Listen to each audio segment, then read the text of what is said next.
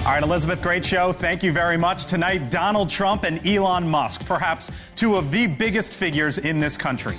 Why they're talking to each other on the platform that Trump once used to announce hirings, firings, and foreign policy. And why Kamala Harris is seemingly doing the opposite. Two totally different tactics in the race for the White House. Plus, Israel on alert tonight. What the White House is watching in the Middle East and crime in America. We're breaking down the eye-opening new numbers and what it means for the top two on the ticket. Welcome to Washington. I'm Blake Berman. It is 85 days until November 5th. Do you know who and what you're voting for? This is The Hill on NewsNation.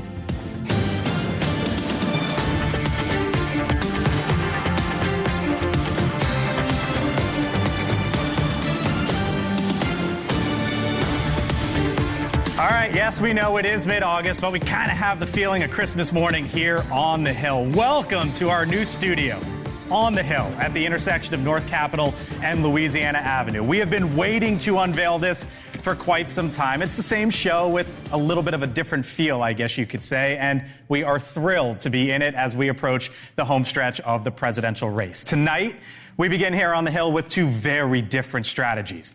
He's talking to Elon, and she's talking to nearly no one. 2 hours from now, Donald Trump will be interviewed by Elon Musk on X. Kamala Harris is starting to receive questions about why she's seemingly avoiding them.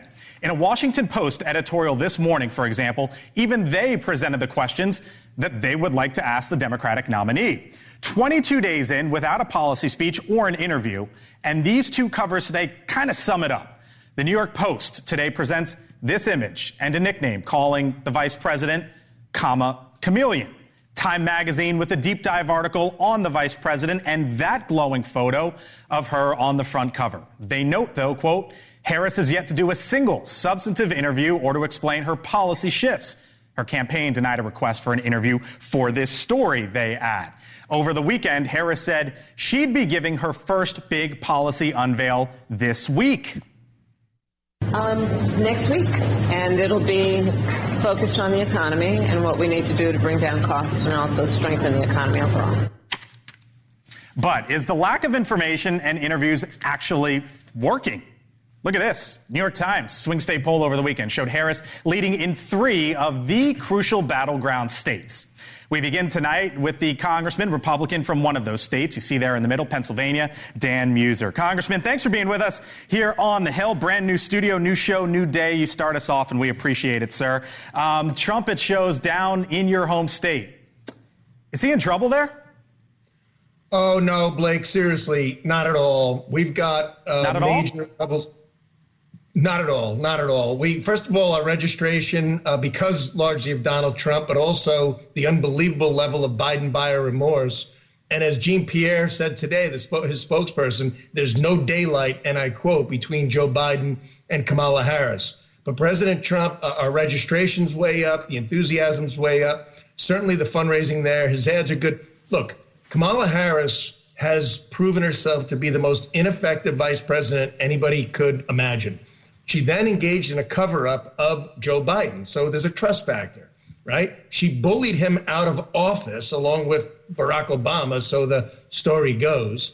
Now they're engaged in a big makeover on her. She's reversing all of her policies, including she was never the border czar. She's now for fracking. Were you lying then, Vice President, or you're lying now? Which is it? Why is she surging then? So... Well, you know what? Because of what I just said, the makeovers that are taking place, the unbelievable positive press. And by the way, she has not yet engaged in what I think will be a Biden debate debacle the moment she gives a speech. Look, we got 85 days, as you mentioned. The truth's going to come out. Actually, it's shorter than that because we've got early voting going to take place. And we want the truth. A month or so. Trump is about Trump is no phony. Right? Anybody could say anything they want about him. The last thing they're ever going to call is Donald Trump a phony. And you know what? So the Harris Waltz ticket, complete con job, complete phony. The truth will come out. Let me talk to you. Let me show you a headline in the Hill. GOP pleads with Trump to control impulses, focus on policy. Here was a post that Donald Trump gave today, Congressman. He said, "Are you better off now than you were when I was president? Our economy is shattered. Our border has been erased. We're a nation in decline. Make the American dream affordable again. Make America safe again." Are you one of those folks in the GOP that would just wish he would deliver that message and say nothing else? Well, look, he wears his personality and his attitude on his sleeve. He gets frustrated. He's on in the press a lot. We are going to crush in the policy debate, right? On the border, on energy, on inflation, on her wanting to ban private insurance, on mandatory buyback on firearms, which she said many times. Of course, she's reversing everything. She just tried. Her first policy pitch was plagiarizing President Trump's no taxes on tips. I mean, this is a sad ticket that they have, and we need to expose it for what it is. Congressman, real quick, why do you think he's talking to Elon Musk tonight? That's a good question. I think Elon Musk is a guy that is willing to spend, even waste his money on getting the truth out. Donald Trump, I understand, just went back on X, formerly Twitter. I think he feels that the man, meaning Musk, is interested in getting to the truth. And as I said, President Trump wears his policy, his personality.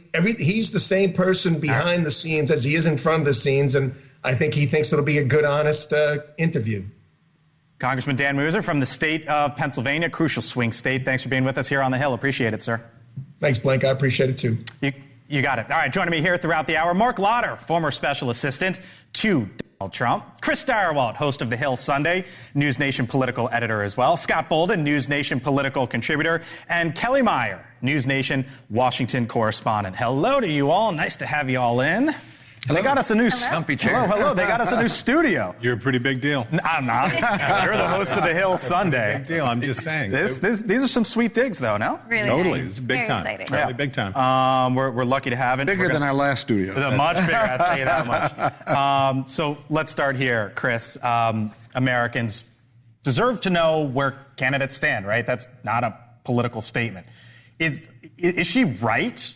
Politically, though, Kamala Harris, to sort of drag this out, keep the focus on Donald Trump for as long as possible? Well, when you're winning, you want things to stay the same. And she's winning. It's worked so far. And Republicans very, very, very much would like for her to give an interview because we remember from her 2020 campaign, she's not been good at giving interviews. Has not been a good extemporaneous speaker. So Republicans need this race to change. All of the trend lines are pointing in the wrong direction for Republicans right now, and they need to do something to break it up. And I think you see with Trump, other than, what did Elon Musk give him, $45 million? 30? He hasn't committed to a dollar amount, he says, but there's probably going to be a lot of money going. One of the biggest contributions. So other than wanting to please a donor, Trump also here, think about the magnitude of this. He started a whole social media company. He got off Twitter. He's coming back. Republicans are in the mode where they're trying to break it up, and they got to do something to get her off her game. And if they can goad her into doing an interview, then that would be helpful. Do we have any idea? Like, she's expected to, the vice president is, Kelly, expected to speak later this week about the economy. That would be give or take 25 days in. There's no 100-day agenda, no nothing out there. Do we have an idea of what she's going to say? And that's what we were talking about through the day here in our reporting on NewsNation was, is she going to roll out her proposal, her agenda, her plan, and in that, her vision for the economy? And we just don't know when that's going to come. But what Chris was touching on is maybe she's just going to keep going off of this energy, this wave that she's getting of enthusiasm with the VP pick, keep running this as long as she can, try not to change the tide too much, especially before the Democratic National Convention. So we don't know when this is going to happen, but we do know she gave a hint of it with the weekend, saying the no tax on tips, and then Trump coming out and slamming her for it, saying that was a political, she was using it for political purposes, he said, and it was a Trump idea. I would think even you as a Democrat would want some details, some information at some point soon. The Republicans very much want Kamala Harris to be the candidate of 4 years ago. That's all they harp on. And the reality is she's had 3.5 years as a vice president. This is not the same candidate. This is a candidate who's going to define her leadership. She's now the nominee for this party and surging. Do we want more policy chops? Sure we do. But 3 or 4 weeks ago, she didn't plan on being the nominee for the Democratic Party. So we're building this ship as we go along, but there's a lot of money and a lot of enthusiasm and a lot of energy behind this. You're going to see the economic piece. In the economic piece, look for her to distinguish herself from Biden. And then lastly, I was on NewsNation earlier where there's a poll that shows that most likely voters, she's beating Trump in who they trust with the economy, which is for the first time. That means that this new surge of voters that's pushing her ahead aren't blaming her for the Biden economy. That's dangerous if I'm a GOP member.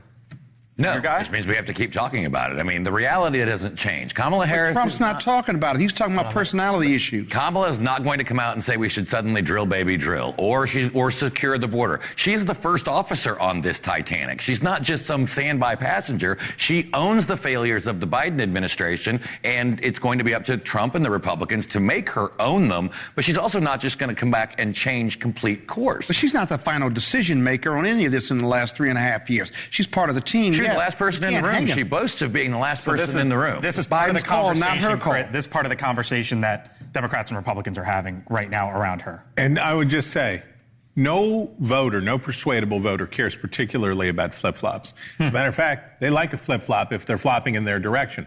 Donald Trump used flip-floppery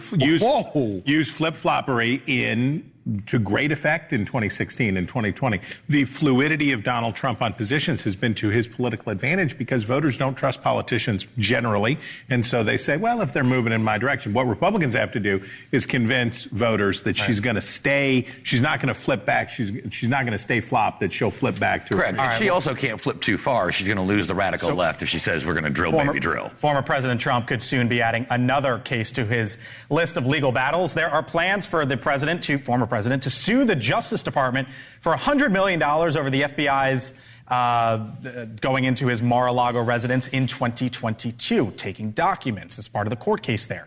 In a legal memo obtained by NewsNation, the former president's legal team alleges the federal government's effort was, quote, unconstitutional and aimed at politically persecuting the former president, which led to extensive legal costs and negative consequences for him. The government has 180 days to respond. Come on in, Mick Mulvaney, former Trump White House Chief of Staff, NewsNation contributor as well. Mick, hello. To be clear, the legal case with this is going absolutely nowhere and nowhere fast. But politically, Blake, what is Donald Trump trying to do here? Blake, it's great to see you. The new studio looks great. The black backdrop looks great. Kelly looks great. You guys look about the same. So all in all, it's a dramatic improvement. So things fantastic. There we go. I'll take it. Look forward to seeing it myself tomorrow. Look, this is a political move. It absolutely is. I'll leave it to Scott to talk about legalities. It's really, really hard to sue the government. This is going to go nowhere, at least for the first 180 days, because the federal government has that long to respond to it before it can even go to court. So nothing is really going to happen before the election. This is a political attempt by the Trump team, and I think a smart one, to get back on message. What was serving him so well? That message of, look, the government's out to get me. If they can get me, they'll get you. Elect me, and I'll make sure that doesn't happen. They've gotten off that message for the last 3 or 4 weeks since Joe Biden dropped out of the race. This is a move to try and get back on message. So trying to get back on message. This is the first time I've talked to you, Mick, since we've seen a lot of the polling come in that's been really beneficial to Kamala Harris and shows her potentially on top. Is Donald Trump in trouble as you see it? I would think the polling would certainly indicate that it is. Look, if I'm Kamala Harris, I enjoyed the conversation you guys just had, and I think Starwalt's right. When you're winning, you shut up, right?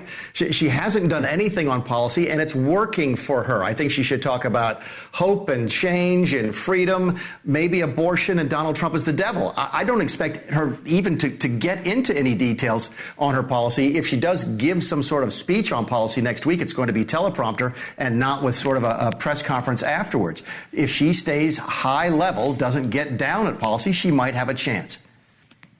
All right. Mick Mulvaney, former Trump White House Chief of Staff, NewsNation contributor. We'll see you here in studio tomorrow. Thank you, sir. You got it.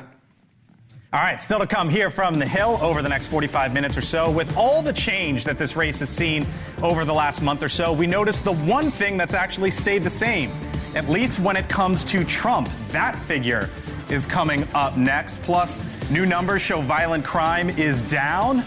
Will it sway voters? Steyerwalt breaks it down. And we have seen pro-Palestinian protests turn violent. It's happened frequently.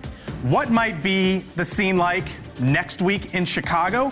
NewsNation with an exclusive look at how one group is planning to protest, and we'll show it to you when The Hill on NewsNation returns.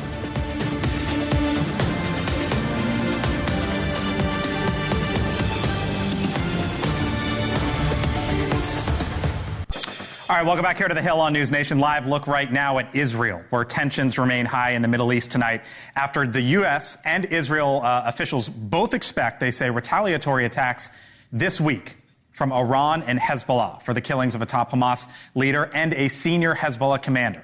U.S. Defense Secretary Lloyd Austin has ordered a guided missile submarine to the Middle East and ordered the USS Abraham Lincoln aircraft carrier strike group to sail more quickly to that area as well. The White House today warning the following, saying, quote, "We have to be prepared for what could be a significant set of attacks," which is why, again, we have increased our force posture and capabilities in the region. A different worry, though, in Chicago tonight, where the Democratic National Convention will take place next week. Pro-Palestinian protesters are organizing what they've called the March on the DNC. There are also concerns of potential clashes with other protesters and potentially with police as well. The concerns are not unfounded, as we have witnessed some of these protests get unruly and lead to arrests, for example, including right outside the White House and the U.S. Capitol in the recent weeks and months. Joining us live from Chicago is NewsNation's Alex Capriello, who just got a behind-the-scenes look at the pro-Palestinian headquarters today. Alex, this was fascinating. You were inside their office. I wonder what you saw, what you learned, and what you expect. Yeah, I saw a lot at the HQ. I also see a lot happening right now outside the United Center. New barriers that just went up today. This is establishing that hard perimeter around the United Center established by the United States Secret Service. But again, back to the headquarters. I was exclusive with the coalition to march on the DNC. It is a massive group, Blake, estimated to be somewhere between 10 to 30,000 activists who are going to rally outside the United Center beginning next week. They have varying causes, but most important among them from those demands is for the Democratic Party to address that war in Gaza. Specifically, they want the U.S. government to stop sending weapons and money to Israel, saying that's what's funding the genocide of thousands of Gazans. Speaking to protesters, they say it doesn't matter who's at the top of the ticket, whether it's Joe Biden or Kamala Harris. They say everyone from the U.S. government is complicit in the mass destruction and death happening right now in the Middle East. It doesn't matter who's at the top of the ticket. They're all complicit in the genocide, especially Kamala Harris. If the Democrats lose, they only have themselves to blame. And Blake, tomorrow we should get fresh insight from this federal hearing that should potentially expand the march route that these tens of thousands of protesters will take. Right now, it's only about a mile long. It's on very tight residential streets. They are pushing to get better access to the United Center, somewhere they can get more visibility, because, again, we are expecting somewhere between 10 to 30,000 protesters at the United Center during this DNC. Blake. Wow. Alex Capriello live for us in Chicago. Alex, thank you. Appreciate it. Scott, what you just heard there from that protester to talk about how they framed it. Yeah. How's Kamala Harris going to deal with it? Because that is a very real part of her base. Well, it may be part of her base, but she's on the record with the press about her position, which is the same position that Biden has taken. That left wing of the party, they believe in democracy. They can protest. They're going to be complaining about not being close enough to the United Center, but that's part of democracy and their First Amendment right. When you say, how is she going to deal with that? She's taken a position on that. They're not happy with her either, but it's a complex issue. You've got Israel's interest. It's our only democracy there. Both sides are bombing each other. Those protesters want the bombing to stop because 50,000 people have been killed in Gaza. That can't be. They're protesting how the war is being prosecuted, how Netanyahu has done this, and yet and still Hamas is part of the blame for that 50,000 because they've shielded themselves with these innocent people. Well, yeah, and you look at the recent targeted killings, Hamas leaders, the top leaders within that terrorist organization were the ones targeted.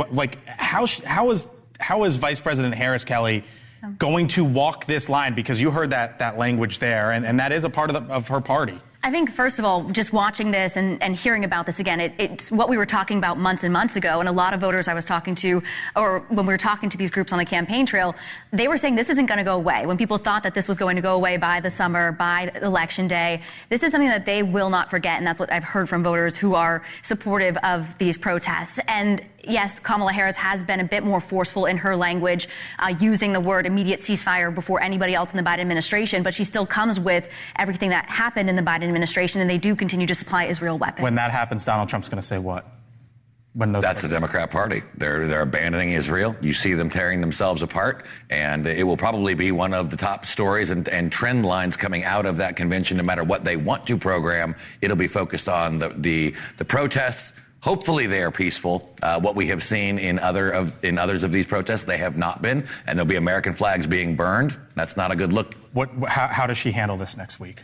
Well, they certainly can't be caught off guard. It's never the problem. It's not never. It's typically not the problem that you see coming. It's something else that you don't expect. The Democrats had a disaster in 1968. It is etched in the minds of the Democratic Party how bad the 1968 convention and how bad the protests were and how bad. So they know it. And when they chose Chicago as their convention destination, I said, you were crazy. That is a preposterously bad idea. Chicago has its troubles, but the Democrats know it's coming. Certainly the narrative that Republicans are going to want out of this is chaos. We'll see if Democrats have the ability to execute without having chaos. All right, still much more ahead here on the Hill. The unwritten Harris agenda. The Democratic presidential nominee has yet to give a formal interview, so how are voters supposed to know where she stands? The chair of the Congressional Hispanic Caucus joins us live here on the Hill. Plus, new numbers on violent crime are out. What type of impact will they have on the election, potentially? Chris is here to break it all down. You're watching The Hill here on NewsNation.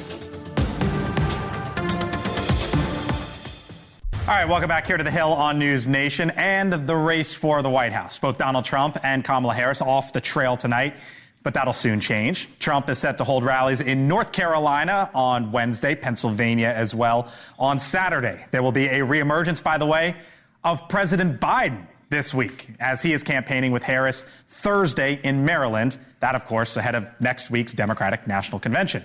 Over the weekend, the vice president said she will roll out her first major policy proposal regarding taxes this week. But that hasn't stopped many of the criticisms regarding her lack of policy information and interviews. For example, a Washington Post op-ed within the recent days laid this out, saying they have questions that they would like to ask of the Democratic presidential candidate. Politico put it this way, quote, "What she hasn't done yet is settle on a plan for governing, except in the broadest of strokes.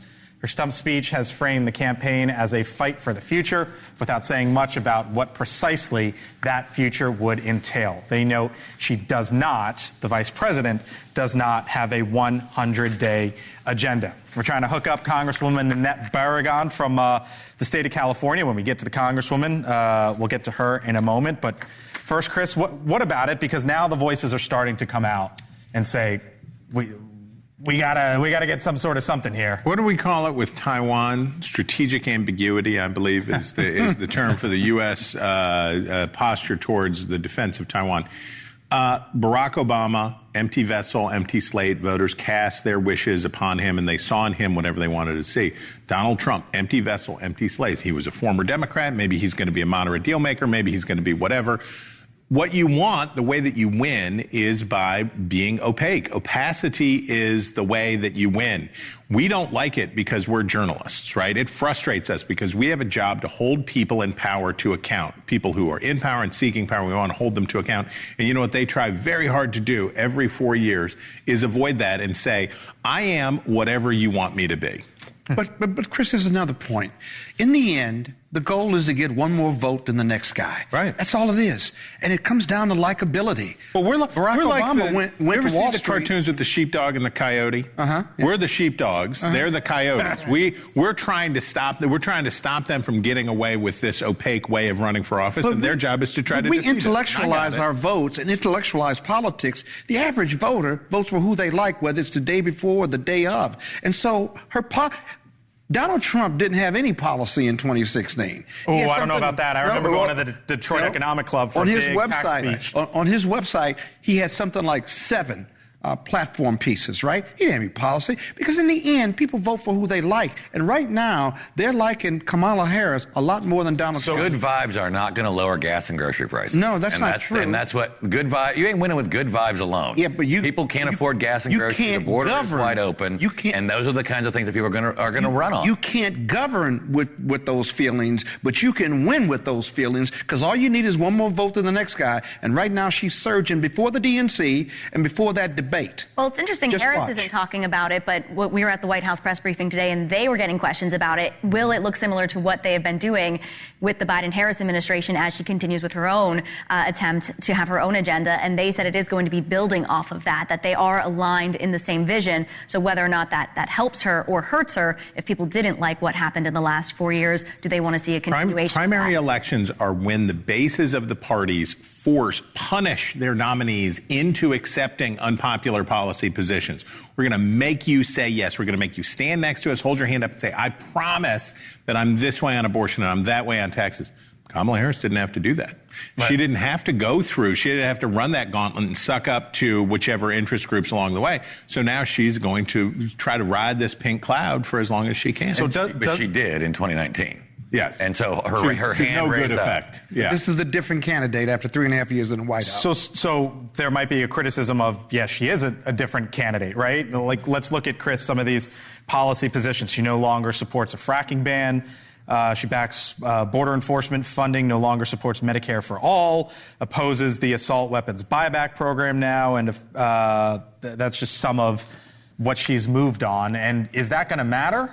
Or not? Or is Scott right that at the end of the day she maybe could ride hope, change, and feelings? We heard the congressman from the Republican congressman from Pennsylvania earlier in the show accused her of political plagiarism for stealing Donald Trump's idea on not taxing tips. Yes, that's true. And it's often very, very effective. One of again, voters are fine with you if you change your positions, if you're moving in the direction that they want you to change them, right? Consistency is not just the hobgoblin of little minds. It is also a great way to lose elections. Now, this is where trust comes in. And this is where, and we've talked about it before, cares about people like me. I trust her that she has my best interests at heart.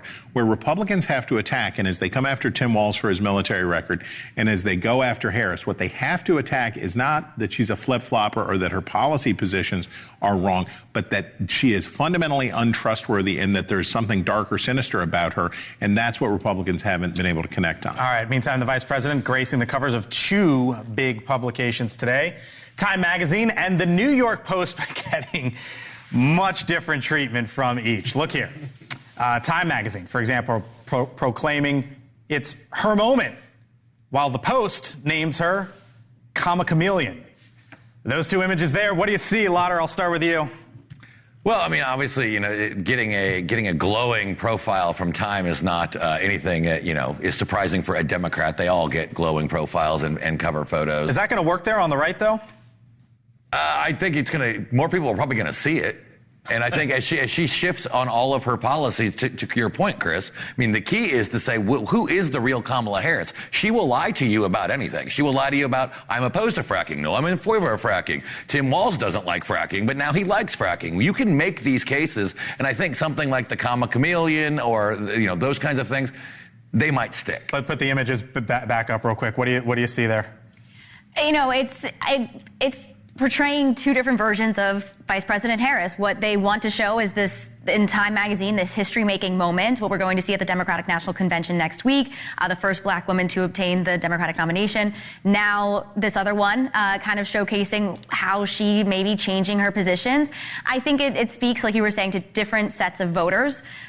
Whether or not it sticks with either of them, we have to wait and see. I'll give you the last word here. I think people of color, if you look at the New York Post, see something that could be racially offensive. They purposely have darkened her on one side and lightened her on the other side and want to call her a chameleon. But again, that's the problem with the Republican Party. They're obsessed with her being biracial, and they don't know how to deal with her femininity as well as her racial background. You don't view that as a policy change? That's policy. That's not race. Oh, yeah, you can be you see it as policy. As a person of color, I see that as racially offensive. Okay. And since I've been discriminated against probably more than anybody on this panel, then that matters to me as someone of color. Got it. All right, still to come here on the Hill.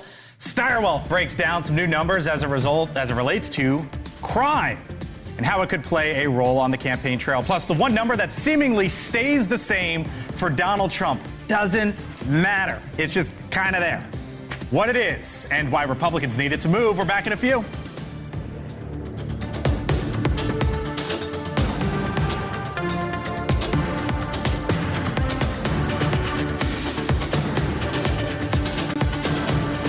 NewsNation tonight.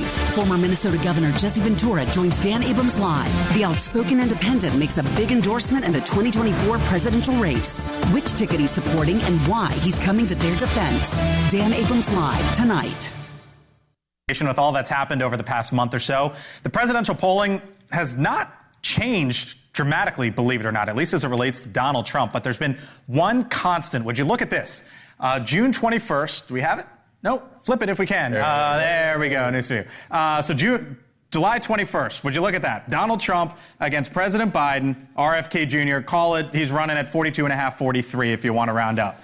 Then Kamala Harris, the vice president, it becomes the Democratic nominee. And would you look at Trump's number? 43.5%. So he's basically between 42.5, 43.5%, no matter, Chris, if it's Joe Biden or Kamala Harris at the top of the ticket. What's going on there? We could go back to 2016. We could go back to 2020. It's always the same. For Trump? Donald Trump has a low ceiling and he has a high floor. Okay. Donald Trump doesn't go much below this number no matter what. But he doesn't really get much above 47, right? That's the outside. Last two elections were 46 and like 46.8. He'll never be a majority president. He'll never be a broadly popular president. But that's fine if you're running against somebody who's unpopular, like Hillary Clinton was, and then as Joe Biden became. And the problem for Trump, and I think that graphic sums it up perfectly, which is when Trump is under 47, down 46, 45, Republicans have to sweat because he can't move that much farther up, and Harris has exposed that. Speaking of numbers today, some new numbers came out as it relates to violent crimes being down last year. This, as the vice president is emphasizing her prosecutorial experience out on the trail. You've got the numbers in hand. Break it down, sir. What a difference 4 years makes. Yep. Kamala Harris, 4 years ago, when she was running for president, said, prosecutor, schmosecutor. Okay. And she did not emphasize this, but I want you to see these numbers from the Major Cities Chiefs Association. This is a group of police departments, police chiefs from the biggest cities in the country. The decline in these numbers that you see on the most violent crimes is considerable. It's real. And is this because the Biden administration will tell you and the Harris campaign will tell you these numbers are down because of our wonderful crime policies? Probably not. Probably the reality is that the long tail of COVID that's worked its way through, that drove these numbers through the stratosphere, we are finally getting through, and we see similar numbers on the economy and on inflation. But whatever the cause, guess what? These are Washington Post numbers, and they're good numbers on what issues matter most to voters. And here you see 89% say the economy, 85% say inflation, 79% say democracy, and 75% crime and safety. Okay. That's elite status. Voters care about crime. How is Joe Biden doing on crime? Great question. I'm glad you asked, Blake. And the answer is, not terrible, right? It wasn't Biden's worst number, but it wasn't great. He was just underneath. And part of that was, no doubt, because during Joe Biden's presidency, we saw astronomical crime going on as COVID, as the lockdowns and everything were passing. Right. This represents a crack for Kamala Harris. When you're lucky in politics and it's going your way, sometimes it just keeps going. And if we continue to see good economic numbers, good crime numbers, crossings down at the border, that will add to Kamala Harris the idea of being lucky. Steyerwalt breaks it down. So, Lauder, if that's the case, as Chris just outlines, if those numbers continue to go down, what's Donald Trump going to say and do about it? It sort of takes arguments away from him, does it not? No, absolutely not. Do you feel safer? Oh, come on. It takes something away from him. And as we all know, that the people's feelings on these issues lag the actual indicators. And so even if the numbers, and those don't include New York, but even if those numbers show that crime is going down, people do not feel safer. They see the out-of-control crime. They see the smash and grabs. They see the violent crimes being perpetrated by the illegal immigrants that Joe Biden and Kamala Harris allowed into our country. That's not going to change in the next 90 days, no matter what the chiefs say. They're going to still feel unsafe. Is this baked? Is it baked in? So Mark has a good point, which is that the vibes matter more. Okay. And by the way, you can tell whether a campaign likes vibes or doesn't like vibes based on which way the vibes are going, I will point out. But the energy on the economy, on crime, and on a host of issues, immigration, was running staunchly against Biden. But I would just remind people of this. Issues don't drive voters as much as voters' decision at the top of the ticket affects how they say they feel about the issues underneath. Stay with me. Okay. Here's how it goes. If you decide, right, that we're going to go get burgers after this. Okay. And then we've already made up our mind and I believed you, said, yes, let's get burgers. Got it.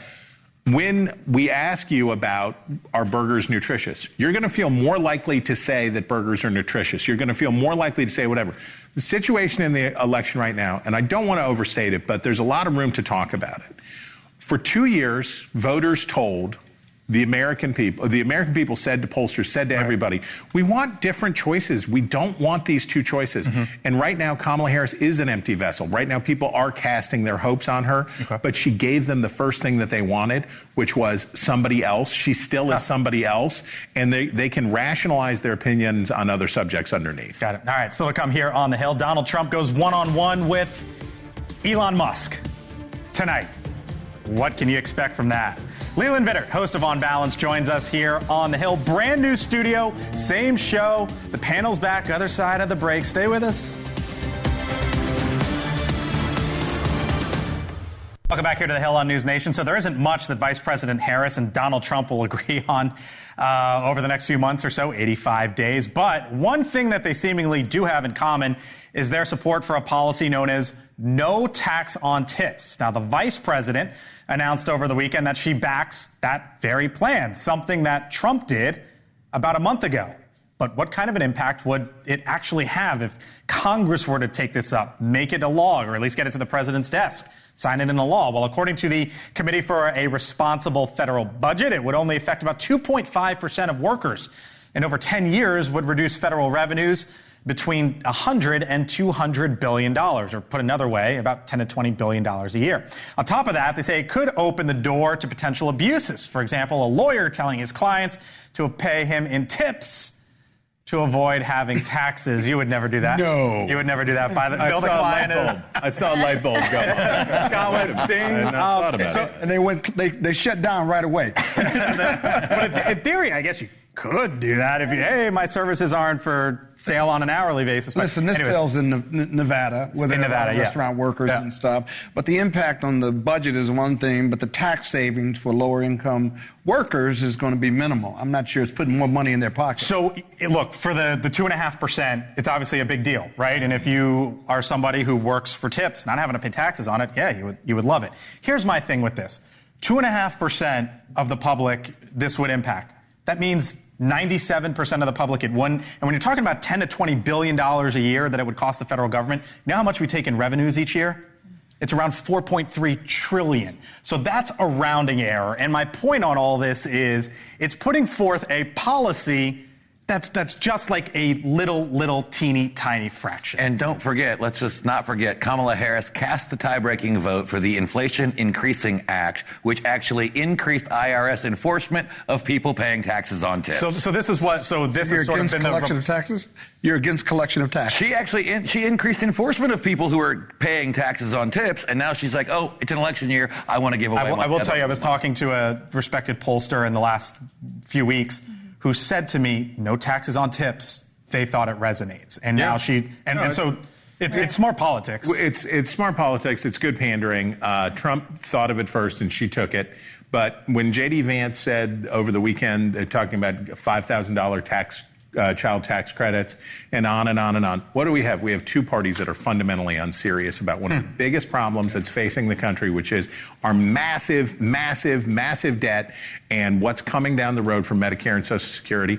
And it's silly season, so people are just promising free money and free stuff to everybody who wants it so they can get in there. And this is something that President Biden, even at the White House briefing today, they were saying he would sign if it got through in this year. Right. If this no tax. Which, to be clear, Congress, through the House Ways and Means Committee, I believe, that's where all of this would have to start, then go to the Senate, then get to the president. And if this happens, much of the tax code is up for a rewrite in 2025, and that's where this would happen. We found our best pollsters on the case, and we found out free money remains very popular. very popular. Polls very well. Thank you all for this first edition of The Hill here in our new studio. Let's do it again tomorrow. Like it. Looks great. All are invited back. Thank you. Thank you. And in roughly, by the way, an hour, former President Donald Trump will sit down with Elon Musk on X. Trump posting this image after a 9-year hiatus, saying, quote, enjoy. Joining us now, the host of On Balance, Leland Vitter. Leland, what do you think we're going to get out of this? Worked out really well for Ron DeSantis, didn't it? The X launch? Yeah. It was spotty. Yeah. It was no good. Yeah. It became... Hopefully they have those technical glitches fixed. You would think they'd have that worked out, though, at this point. You'd think they would have had it worked out the first time when Ron DeSantis was going to launch his must-win, can't-lose presidential race on it. What do you think we're going to get out of these two tonight? The same thing that you would get out of Kamala Harris sitting down with Nicole Wallace or... Love Fest. Right. Nicole Wallace or anybody else on MSNBC. I would say the danger here is really for Donald Trump. How so? Because oftentimes when he is speaking to people who agree with him, he is more prone to go a little farther on things. So already there's going to be a lot of focus on this tonight. And we've already seen over the past 3 weeks Donald Trump continue to play into his worst instincts. Yeah. There's no reason to think